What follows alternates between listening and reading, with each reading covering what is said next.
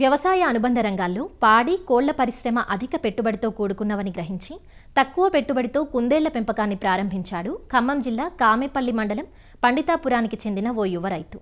చదివింది BSc dairy science కావడంతో పెంపకం మరింత సులువుగా మారింది. అయితే కుందేళ్ల పెంపకంలో రైతులు ఎదుర్కొనే ప్రధాన సమస్య మార్కెటింగ్. చాలా మందికి వీటి పెంపకం మీద ఆసక్తి ఉన్నా ఎలా మార్కెట్ చేయాలో తెలియదు. గతంలో కొందరు ఔత్సాహికులు డాబాలకు, ఇళ్లలో పెంపకానికి, బ్రీడర్లుగా విక్రయానికి, మెడికల్ కాలేజీలకు విక్రయించడం ద్వారా రాణించిన సందర్భాలున్నాయి. కుందేళ్ల పెంపకం విషయంలో ప్రారంభంలో కొన్ని ఇబ్బందులను ఎదుర్కొన్నా అనుభవాలనే పాఠాలుగా మలుచుకొని నేడు సొంతంగా మార్కెట్ చేసుకునే స్థాయికి ఎదిగిన ఆ యువ రైతు అనుభవాలను ఇప్పుడు చూద్దాం. మా ఫ్యామిలీ బ్యాక్గ్రౌండ్ వచ్చేసి మేము వ్యవసాయం సంబంధించిన కుటుంబం నుంచి నేను రావడం జరిగిందండి. అయితే వాళ్ళు వ్యవసాయం చేస్తుండగా నేను బీఎస్సీ డైరీ కంప్లీట్ చేసిన తర్వాత దానికి అనుసంధానంగా ఒక ఫార్మింగ్ చేద్దామనే ఆలోచనతో ఈ రాబిట్ ఫామ్ని ఎంచుకోవడం జరిగిందండి. అయితే ఈ ఎంచుకోవడం కారణం కూడా దానికి రెండు విధాలుగా ఉందండి. మనకి వ్యవసాయంలో అప్ అండ్ డౌన్స్ ఉంటాయి కదండి, అంటే లాభ నష్టాలు అనేది ఉండటం వలన దానికి అనుగుణంగా ఒక ఫార్మింగ్ ఉంటే మంచిదనే ఉద్దేశంతో 1,20,000 రూపాయలతోనే నేను ఈ యొక్క రాబిట్ ఫామ్ని మొదటగా నేను 2020లో స్టార్ట్ చేయడం జరిగింది. ఫస్ట్ నేను ఐరన్ షెడ్ వేసానండి. నాకు తెలిసిన ఫార్మర్ దగ్గర నుంచి ఒక 3 యూనిట్లు రాబిట్స్ తీసుకొచ్చానండి. 8 ఆడవి 2 మగవి అండి. ఇది ఒక యూనిట్గా పిలుస్తారు. ఇట్లా 3 యూనిట్లు తెచ్చాను. ఆ రేకుల షెడ్లో కొంత ప్రాబ్లం ఫేస్ చేశాను. నేను రేకులతో చేసుకోవడం వల్ల ఏంటంటే పుట్టిన పిల్లలు బతకపోవడము, ఈ యొక్క బ్రీడర్ సహకాలంలో ఎదక రాకపోవడము, ఇవి ఎంత మేపినా కూడా అవి వీక్గా ఉండి ఎప్పుడు నీరసంగా కనిపిస్తూ ఉండేటివి అనమాట. ఎందుకంటే ఈ రేకుల వేడి వల్ల అవి రాబిట్స్ ఆ విధంగా ప్రాబ్లం ఫేస్ చేసాయి. ఇదేదో లాస్ బిజినెస్ లెక్క ఉంది, మనకి అవుతుందా కాదా మా నాన్న వాళ్ళతో ఛాలెంజ్ చేశాను నేను అనేసి ఒక భయంతో నేను చిన్నగా ఒక సిమెంట్ రేకులతో మళ్ళీ వేరే షెడ్ కన్స్ట్రక్ట్ చేసి అల్లోకి మార్చానండి మొత్తాన్ని కూడా. ఇది వచ్చేసి ఇది ఫ్లెమిష్ జెయింట్ అండి. ఈ ఫ్లెమిష్ జెయింట్ బ్రీడ్ అనేది దీని ప్రత్యేకత ఏంటంటే అడవి కుందేలు మాదిరిగా కనిపిస్తుందండి. ఇది వచ్చేసి అధిక సంతతి కలిగి ఉంటుందండి. ప్రతి ఈతకు కూడా 6 నుంచి 7 పిల్లలు ఈజీగా బతికించుకోగలుగుతుంది. కాదు గ్రోత్ అనేది మనకి యాజ్వల్గా మన అడవి బ్రీడ్ లెక్కన స్లో గ్రోత్ ఉంటుంది, మరీ హెవీగా స్పీడ్గా వచ్చే అవకాశం ఉండదండి. ఈ సోవియట్ చించల బ్రీడ్ అనేది అన్ని బ్రీడ్స్లో కంటే కొద్దిగా స్పీడ్ గ్రోత్ అవుతుందండి. ఇది బాడీ వెయిట్ కూడా అధికంగా పెరిగే అవకాశం ఉంటుంది. దీని కలర్ వచ్చేసి మన సిమెంట్ కలర్ అండి. ఉండటానికి యాక్టివ్గా ఉంటుంది. ప్రతి ఈతలో కూడా అంటే 8-9 పిల్లలు పెడుతుంది. కాకపోతే ఏంటంటే దీని యొక్క వెయిట్ వల్ల ఒక్కొక్కసారి కాళ్ళ కింద పిల్లలు పడి చనిపోయే అవకాశం ఉంటుందండి. ఈ యొక్క బ్రీడ్ కుందేలను కొంచెం జాగ్రత్తగా చూసుకొని ప్రొడక్షన్ చేయించుకోవచ్చు అండి. ఎవరైనా కొత్తగా ఫామ్ స్టార్ట్ చేయాలంటే ఈ బ్రీడ్ని కూడా కొద్దిగా అధికంగా పెంచుకున్నట్టయితే మీ యొక్క ఫామ్ డెవలప్ అయ్యే అవకాశం ఎక్కువగా ఉంటుంది. ఈ న్యూజిలాండ్ వైట్కి చాలా ప్రత్యేకత ఉంటుందండి. ఏంటంటే ఇది ల్యాబ్ పర్పస్లో ఎక్కువ వాడటం జరుగుతుందండి. మనకి మనుషులకు తయారయ్యే ప్రతి మెడిసిన్ కూడా ఆ ల్యాబ్స్లో అది ట్రయల్స్ చేసిన తర్వాతనే మనకి మెడిసిన్ రిలీజ్ అవుద్ది అనేసి విన్నామండి. అయితే ఈ బ్రీడ్ అనేది ఎక్కువ దానికే వెళ్తుందండి. ఇప్పుడు దీని గుర్తించడం ఎలా అంటే బాడీ మొత్తం వైట్లో ఉంటుందండి. వీటి ఐస్ వచ్చేసి రెడ్ కలర్లో ఉంటాయి. ఇలానే మళ్ళీ వైట్ జెయింట్ అని ఉంటుందండి. అది వచ్చేసి బ్లాక్ ఐస్ ఉంటుంది, బాడీ మొత్తం వైట్ ఉంటుంది. కాకపోతే అది బ్లాక్ ఐస్ ఉండటం వల్ల ఏంటంటే అది ల్యాబ్ పనికిరాదండి. ఇది వచ్చేసి ప్రతి ఈతకు కూడా యావరేజ్గా 8 to 9 బర్నీస్ ఇవ్వడానికి ఛాన్సెస్ ఎక్కువగా ఉంటాయండి. కొత్త ఫార్మర్స్ ఏంటంటే ఈ యొక్క న్యూజిలాండ్ వైట్ని ఎక్కువగా పెంచుకున్నట్లయితే మీకు ల్యాబ్కి కూడా అమ్ముకునే అవకాశం ఎక్కువగా ఉంటుంది. గ్రేజ్ అంటే మన కలర్ మొత్తం వచ్చేసి రెడ్ కలర్ ఉంటుందండి. ఈ విధంగా రెడ్ కలర్ ఉంటుంది. కళ్ళు వచ్చేసి బ్లాక్ కలర్ ఉంటాయి అన్నమాట. ఇది వచ్చేసి ఎక్కువ పెట్ పర్పస్కి వెళ్తుందండి. అండ్ ఇళ్ళలో పెంచుకునే వాళ్ళు న్యూజిలాండ్ వైట్తో పాటుగా వీటిని కూడా ఎక్కువగా ఇష్టపడుతూ ఉంటారు. ఇది కూడా మంచి సంతానం కలిగి ఉంటుంది. 5 నుంచి 6 పిల్లలు మాత్రం బ్రతికించుకోగలుగుతుంది. ఈ బ్లాక్ జెయింట్ వచ్చేసి బాడీ మొత్తం బ్లాక్ కలర్ ఉంటుంది, ఐస్ కూడా బ్లాక్ కలర్ ఉంటాయండి. ఇది వచ్చేసి మనకి మీట్ పర్పస్ కానీ అది మనకి ఎక్కువగా వెళ్తూ ఉండదండి. పెట్కి చాలా తక్కువగా వెళ్తూ ఉంటాయి. ఇవి సకాలంలో మంచిగా ఎదకొస్తుంది. అన్నిటికంటే బెస్ట్ బ్రీడ్ అంటే బ్లాక్ జెయింట్సేనండి. ఎన్ని పిల్లలు అయితే కంటుందో అన్ని పిల్లలను కూడా సేవ్ చేయడానికి ఛాన్సెస్ ఉంటాయి అన్నమాట. ఇది ఏంటంటే డచ్ బ్రీడ్స్ అంటే 2 జాతుల నుంచి వచ్చిన బ్రీడ్ అండి. అంటే ఫాదర్ వచ్చేసి న్యూజిలాండ్ వైట్, మదర్ వచ్చేసి ఫ్లెమిష్ జెయింట్ అనమాట. అందుకని ఇప్పుడు ఫ్లెమిష్ జెయింట్ కలర్స్ వచ్చినాయి, న్యూజిలాండ్ వైట్ ఉంది, 2 కలర్స్ వచ్చినాయి. 2 కలర్స్ ఏదైతే ఎక్కువగా రాబిట్కు ఉంటుందో వాటిని ఎక్కువగా మనకు పెంచుకోవడానికి ఇష్టపడుతున్నారండి. ఫార్మింగ్ స్టార్ట్ చేయాలంటే మ్యాక్సిమం మనకి 100% మనకి కే సిస్టంలోనే ఈ రాబిట్ ఫామ్ అనేది చేయాల్సి ఉంటుందండి. నేల మట్టం మీద కుందేలను పెంచినట్టయితే అవి పోసిన యూరిన్ కానీ లెట్రిన్ కానీ మొత్తం వాటికి అంటుకొని ఎలర్జీ ఇన్ఫెక్షన్స్ కానీ వాటికి బ్యాక్టీరియల్ ఇన్ఫెక్షన్స్ కానీ అధికంగా అయ్యే అవకాశం ఉంటుందండి. ఆ మెజర్మెంట్ వచ్చేసి 2x2, హైట్ వచ్చేసి 1.5 feet అండి. ఒక్కొక్క పార్టీషన్లో ఒక ర్యాబిట్ మాత్రమే ఉంటుంది. ఇప్పుడు మెయిల్కైనా ఫిమేల్కైనా కూడా అదే మెజర్మెంట్స్ అండి. ఫస్ట్ స్టార్ట్ చేసే వాళ్ళు ఏంటంటే మీరు 3 యూనిట్లతో ఈ రాబిట్ ఫామ్ స్టార్ట్ చేయాలనుకుంటే 1 కేజీ అదనంగా తీసుకోవడం మంచిదండి. ఈ షెడ్లో టెంపరేచర్ వచ్చేసండి అది సీజన్కి అనుగుణంగా ఉంటుందండి.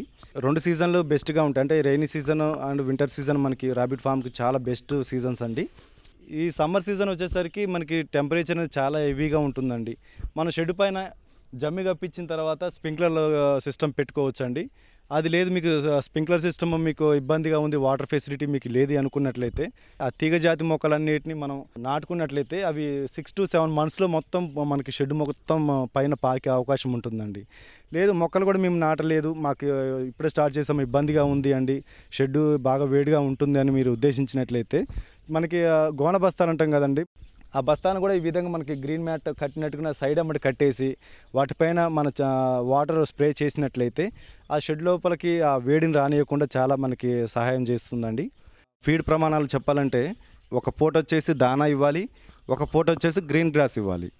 అయితే మాకు గ్రీన్ గ్రాస్ ఎక్కువగా ఉందండి, మీరు పొద్దున సాయంత్రం గ్రీన్ గ్రాస్ ఇస్తాము అంటే అట్లా కూడా ఇచ్చుకోవచ్చు. కాకపోతే రాబిట్టుకున్న స్వభావం ఏంటంటే ఇచ్చిన గ్రాస్ని 1-2 కాండాలు మాత్రమే తిని అది కింద పరుచుకొని పడుకోవడం జరుగుతుంది అన్నమాట.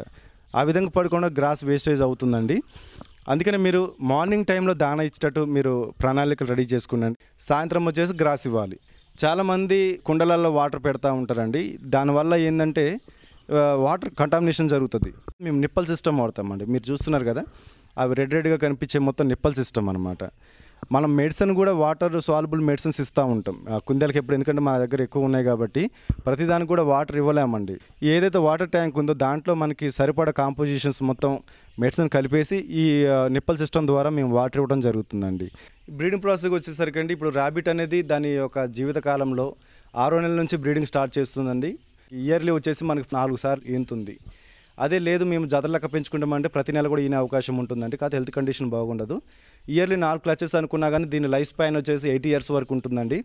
80 yearsలో దాదాపు మనకి 6 months తీసేసినా కూడా 5 to 6 years మినిమం ఈనగలుగుతుందండి. లేదు మనకి అంతవరకు వద్దు అనుకుంటే 3 years వరకు మనకి వీటి నుంచి ప్రొడక్షన్ తీసుకోవచ్చు అండి. ప్రతి ప్రొడక్షన్కి కూడా 6 నుంచి 10 పిల్లల మధ్యలో అది ఈనటం జరుగుతుంది. కాకపోతే అది 5 నుంచి 7 పిల్లలు మాత్రం బ్రతికించుకోగలుగుతుందండి. దీనికి సంవత్సరం పరంగా చూసుకున్నట్టు 4 క్లచ్లు ఇంతుంది కదండి. 4 ఏళ్ళు 28 సంవత్సరం 28 నుంచి 30 పిల్లలు యావరేజ్గా అటు ఇటుగా రావచ్చండి. ఇట్లా వచ్చిన వాటి నుంచి మనకి మెయిల్స్ ఉంటాయి కదండి, మెయిల్స్ కూడా ప్రొడక్షన్కి మనకి 3 years వరకు మనం కంటిన్యూగా వాటిని బ్రీడింగ్ చేయించవచ్చు. ఒక ర్యాబిట్ వచ్చేసి యావరేజ్గా మనకి ఇయర్లీ 4 సార్లు ఈనుతుందన్నాం కదా, 30 పిల్లలు యావరేజ్గా మినిమం ఈనుతుందండి. 30 పిల్లలు అంటే మనం హోల్సేల్ రేట్లలో వచ్చేసి 200 రూపీస్న ఒక్కొక్క పిల్ల హోల్సేల్ వేస్తాము. లేదు మనం రిటైల్గా మనకి మార్కెట్ ఉంది, రిటైల్గా అమ్మగలిగితే ఒక్కొక్క పిల్ల 400 రూపీస్లో మనం అమ్ముతున్నామండి. ఇప్పుడు 30 పిల్లలు అనుకుంటే యావరేజ్గా 200 రూపీస్ వేసుకుంటే 6000 రూపీస్ పర్ ఒక ర్యాబిట్ పైన వస్తుంది. రిటైల్గా అమ్ముకుంటే మనకి 12,000 దానికి ఒక్కొక్క ర్యాబిట్ పైన రావడం జరుగుతుందండి. ఈనటానికి మినిమం 250 బ్రీడర్స్ ఉంటాయండి. ఇప్పుడు అంటే మనకు సేల్ పర్పస్ కాకుండా నేను 2 బ్యాచెస్ చేస్తానండి. అంటే 125 లెక్క బ్యాచ్ చేస్తాము. దాంట్లో 25 బ్రీడర్స్ మనకి ఒకవేళ చూడి నిలవకున్నా కానీ 100 బ్రీడర్స్ అనేది మనకి మినిమము అది పిల్లలు ఇవ్వడం జరుగుతుందండి. ఇప్పుడు ర్యాబిట్స్కి వచ్చేసరికి హెల్త్ కండిషన్ అండి, అవి సహజంగా పెరిగే ఎనిమలని చెప్తూ ఉంటారండి. కాదే మనం ఫార్మింగ్లో మనం ర్యాబిట్ని బంధించి మాత్రమే ర్యాబిట్ ఫామ్ చేస్తున్నాం కాబట్టి వీటికి కూడా అనేక రకాలైన ప్రాబ్లమ్స్ ఉంటాయండి. వీటిలో ఎలర్జీతో పాటుగా లూజ్ మోషన్స్ ఇట్లా మనకి 2-3 రకాలుగా ఎక్కువగా మన ఇబ్బంది పెట్టే డిసీజెస్ ఉంటాయండి. మనం ఎప్పుడైతే ఎలర్జీ కండిషన్ని మనం ప్రైమరీ దశలో గుర్తించినట్లయితే దాన్ని మనం లిక్విడ్ అంటే ఓరల్ సొల్యూషన్ ద్వారా మనం దాన్ని నివారించుకోవచ్చండి.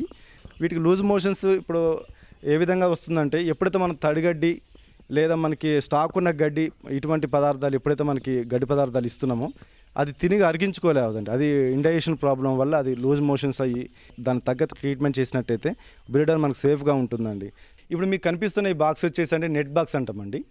మనం ఎప్పుడైతే ర్యాబిట్ని క్రాస్ చేయించామో మనకి 28 days నుంచి 30 days మధ్యలో ఈనుతుంది కాబట్టి అది ప్రెగ్నెన్సీ కన్ఫర్మ్ అయిన తర్వాత ఒక 3 days బిఫోర్ మనం దాని యొక్క జాలీలో దీన్ని అమర్చాల్సి ఉంటుందండి. ఇప్పుడు ఈ బార్ వచ్చేసి మనకి 15 ఇంచులండి, హైట్ వచ్చేసి 8 inches ఉండాలి.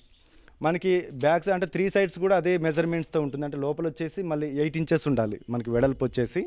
ఫ్రంట్ భాగం అనేది వెనక భాగానికి ఒక 2 అంగుళాలు తక్కువగా ఉండాలండి. ఎందుకంటే మనకి బ్రీడర్ అనేది ముందు నుంచి లోపలికి వెళ్ళాలి. హైట్గా ఉన్నట్టయితే పొట్ట తగిలి మనకి అబోషన్స్ అయ్యే అవకాశం ఉంటుందండి. ఈ విధంగా మనకు తయారు చేసుకొని దీంట్లో ఒక ఉరిగడ్డి కానీ ఏదైనా మెత్తటి పదార్థం పెట్టుకొని ఈయన ముందు దాంట్లో ఇన్బాక్స్ చేసుకోవాలి. ఇప్పుడు మీరు చూస్తున్న బన్నీస్ వచ్చేసి ఇవి 3 days బన్నీస్ అండి. ఇవి అంటే ఇప్పుడు మరి మీరు లోపల చూస్తున్న తెల్లటి పదార్థం కూడా దాని యొక్క చర్మం పైన ఉండే ఫర్ అంటాం కదా, బూర్ అంటాం కదా, మనం పెట్టిన వరిగడ్డి ఏదైనా మెత్తటి పదార్థం పెట్టినప్పుడు దాని యొక్క బూరుని కలిపి ఆ విధంగా పిల్లలకి పరుపు మాదిరిగా పేర్చేసి దానిలో పిల్లల్ని ఈనుతుందండి. 11th డే బన్నీస్ అండి. 11th డే అంటే ఇప్పుడు కొంచెం కళ్ళు తెరిచాయి.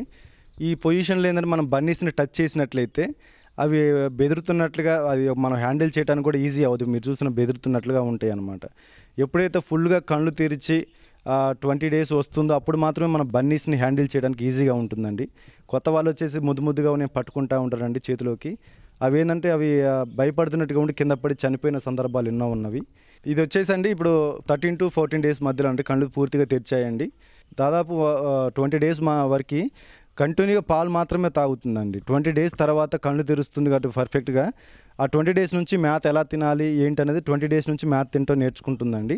చాలామంది రైతులు సార్ మేము ఫామ్ స్టార్ట్ చేద్దాం అనుకుంటున్నాము, మాకు ఇప్పుడే ర్యాబిట్స్ ఇవ్వండి అనేసి చాలా విధంగా అడుగుతూ ఉంటారండి.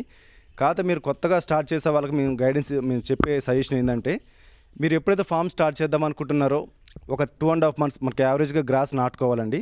హై ప్రోటీన్ గల హెడ్జ్ లూసర్ ఉంది, సూపర్ నేపియర్ కానీ స్మార్ట్ నేపియర్ కానీ ఎటువంటి న్యాచురల్ గ్రాస్ ఇచ్చినా కూడా ఇది సర్వైవ్ అవ్వగలుగుతుంది అనమాట. గ్రాస్ నాటిన తర్వాత షెడ్ కన్స్ట్రక్షన్ చేసుకోవాలండి. ఫస్ట్ స్టార్ట్ చేస్తున్నారు కాబట్టి భారీ ఎత్తున లక్షలు పెట్టుబడి పెట్టి షెడ్ కన్స్ట్రక్షన్ చేయాల్సిన అవసరం లేదండి.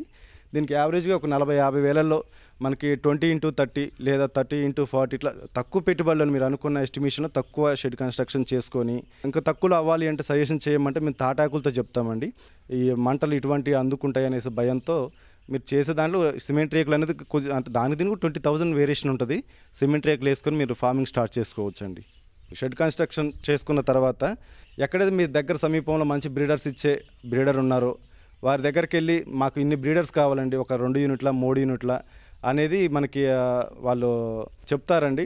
కాకపోతే మీకు ఎవరైతే సరైన గైడెన్స్ ఇస్తారో వాళ్ళ దగ్గరికి వెళ్ళి లాభ నష్టమైనా సరే వాళ్ళ దగ్గర ప్రతిదీ కొనండి. అంటే కేజీతో సహా బ్రీడర్స్తో సహా తీసుకుంటే లాభం వచ్చిన నష్టం వచ్చిన వాళ్ళు క్వశ్చన్ చేయడానికి ఛాన్సెస్ ఉంటాయి. చాలామంది ఏం చేస్తున్నారంటే వర్కర్స్ని పెట్టేసి వాళ్ళు ఎక్కడో ఉండి వాళ్ళ యొక్క విధులు నిర్వహించుకుంటూ ఉంటారండి. కాదు మీరు కుటీర పరిశ్రమ అనుకున్నారు కాబట్టి మీరే దగ్గరగా ఉండి రన్ చేస్తున్నట్లయితే ఈ ఫార్మింగ్లో చాలా లాభాలు ఉన్నాయండి. మీరు పెట్టి చేసుకున్నట్టయితే యావరేజ్గా ఒక ఎంప్లాయీ మాదిరిగా సంపాదించవచ్చండి. మీరు ర్యాబిట్ ఫార్మింగ్ చేయాలంటే మినిమం మనకి ఏంటంటే మనం ఎలా పెంచుతున్నాం అనేది కాకుండా మార్కెటింగ్ ఎలా చేయాలనేది కూడా మీరు అది మనసులో పెట్టుకోవాలండి. అంటే ఎలా చేయాలంటే మీ దగ్గరలో ఒకవేళ సంతలు కానీ ఏమన్నా దగ్గరలో మార్కెట్ ఫెసిలిటీస్ ఉంటే అక్కడ సేల్ చేసుకోవచ్చండి. ఇప్పుడు మా ఫామ్ తరపు నుంచి వచ్చేసండి చాలా వరకు మాది 5 years మా మినిమం అవుతుంది ఫార్మింగ్ స్టార్ట్ చేసి. ప్రతి ఒక్కరు కూడా ఫామ్ దగ్గరకు వచ్చి కొనుక్కపోవడం లేదా ప్రతిరోజు కూడా సంతలో విక్రయించడం జరుగుతుంది. మీరు కొత్తగా స్టార్ట్ చేసుకునే వాళ్ళు ఏంటంటే దాన్ని ఏ విధంగా మనం విక్రయించుకోవాలి అనేది మీరు అది దృష్టిలో పెట్టుకొని మీ దగ్గరలో ఉన్న పెట్ షాప్స్ కానీ లేకపోతే మార్కెట్లలో కూడా మీరు సర్వే చేసి మీరు అమ్ముకోలేస్తారా లేదా అనేది మీరు ఆలోచించుకోవచ్చండి.